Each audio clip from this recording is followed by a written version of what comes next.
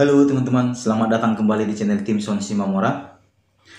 Pada kali ini kita akan membahas perihal izin yang dilindungi oleh undang-undang, izin karyawan, maksudnya izin keperluan yang dilindungi oleh undang-undang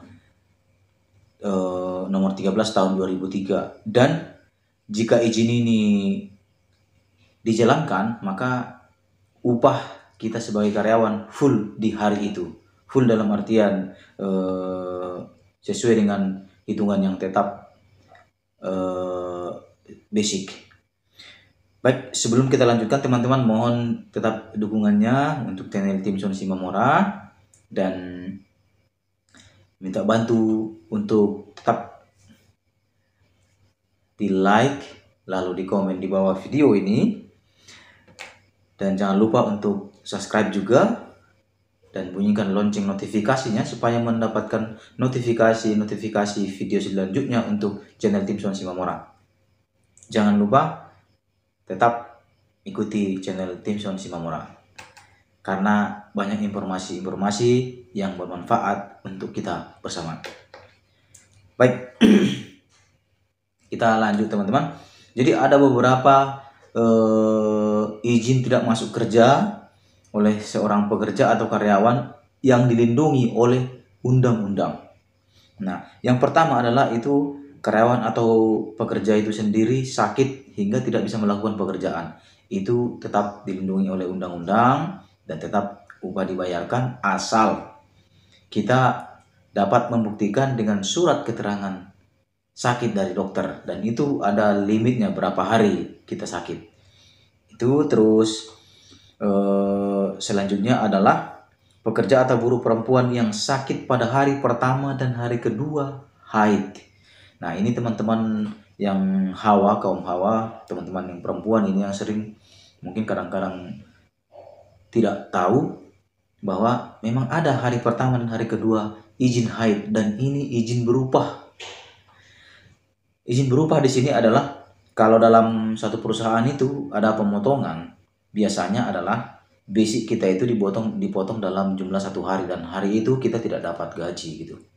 Itu maksudnya izin berupah dan izin tidak berupah. Nah, itu ada pembahasan tersendiri, nanti akan kita bahas bagaimana sih mereka buat pemotongan, perusahaan membuat pemotongan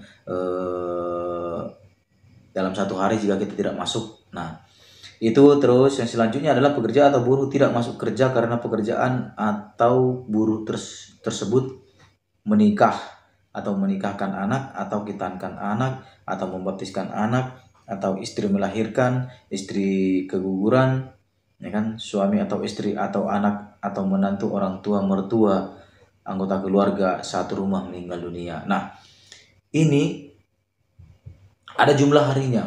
Nah, kalau yang dua tadi, yang pertama itu yang sakit sama yang perempuan hari pertama haid dan hari kedua haid itu jumlahnya tidak ditentukan.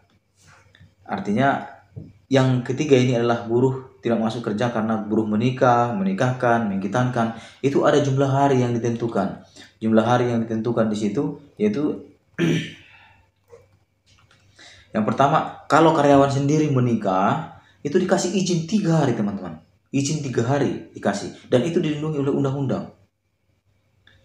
Di dalam Undang-Undang nomor 13 tahun 2003 itu dibahas dan dituangkan dalam satu pasal, itu pasal 93 ayat 4. Nah, itu diberikan dan dilindungi oleh undang-undang.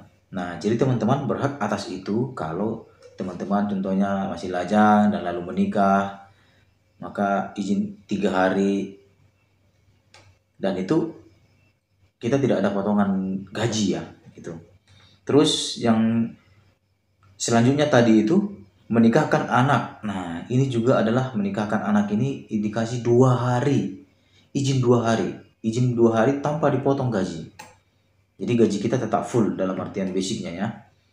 Nah, kalau ada kita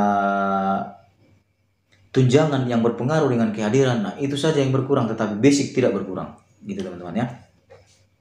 Terus yang selanjutnya mengkitankan anak itu juga diberikan 2 hari ya, sama dengan membaptiskan anak juga diberikan 2 hari izin yang berupah.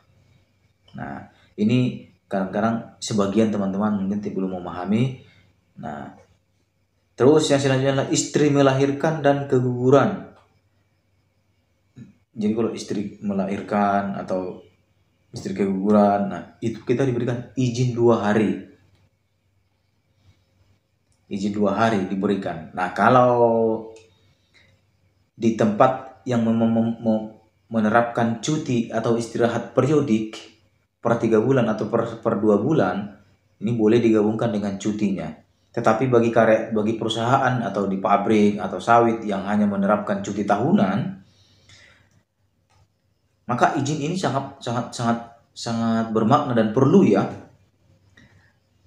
Ketika contohnya istri kita melahirkan, bagi yang suami-suaminya atau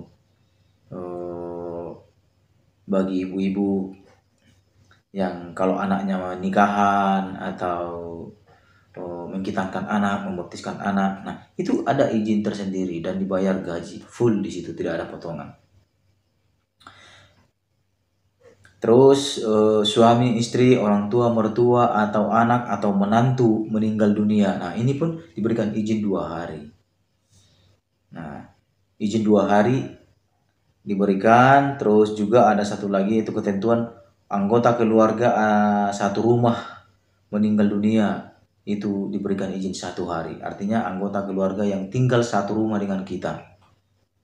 Artinya ini keluarga dibatas ya, keluarga jauh boleh. Artinya anaknya abang tapi tinggal di rumah satu rumah, atau adik kita atau kakak kita, ya kan, atau kakak ipar, adik ipar tapi di rumah tinggal satu rumah dengan kita.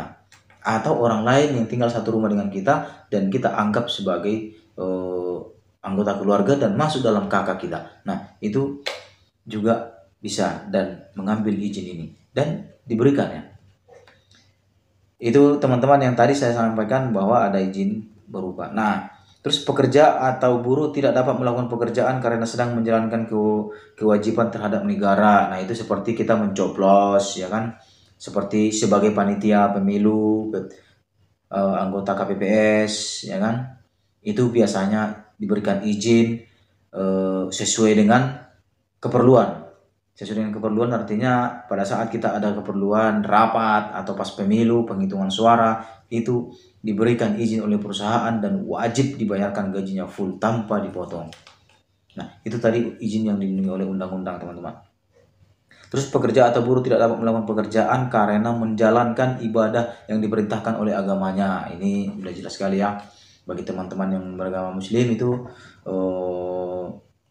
jika ada naik haji ya, haji atau umroh, tetapi 1 kali dalam 1 tahun.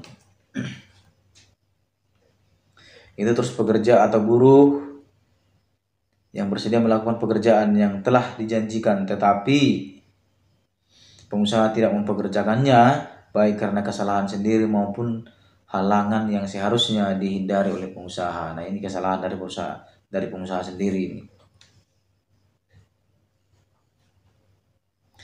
Nah, itu teman-teman. Terus juga ini pekerja atau buruh melaksanakan hak istirahat. Itu hak istirahat maksudnya di sini adalah hak istirahat mingguan maupun hak istirahat tahunan. Hak istirahat tahunan itu adalah cuti tahunan ya. Dalam mingguan itu berarti itu off, yang memang di video sebelumnya sudah pernah kita bahas masalah hak istirahat karyawan. Terus pekerja atau buruh melaksanakan tugas serikat pekerja.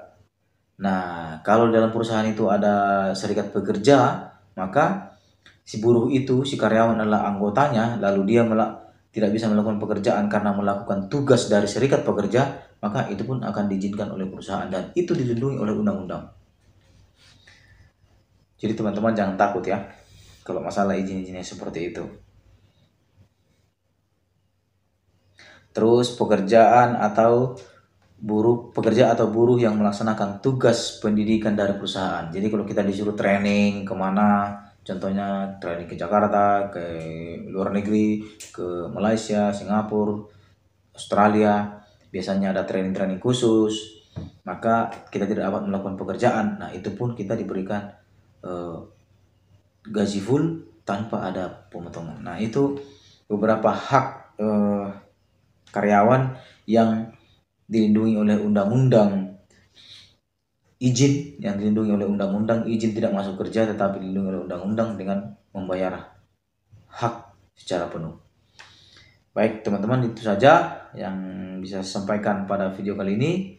Mohon dukungannya untuk channel Timson Simamora, tetap dengan like, komen di bawah video ini, subscribe, dan jangan lupa untuk membunyikan tombol notifikasinya supaya mendapatkan notifikasi-notifikasi video selanjutnya dari channel Timson Simamora. Dan jangan lupa share video ini jika bermanfaat untuk teman-teman dan juga untuk teman-teman yang lain. Begitu, saya ucapkan terima kasih. Salam.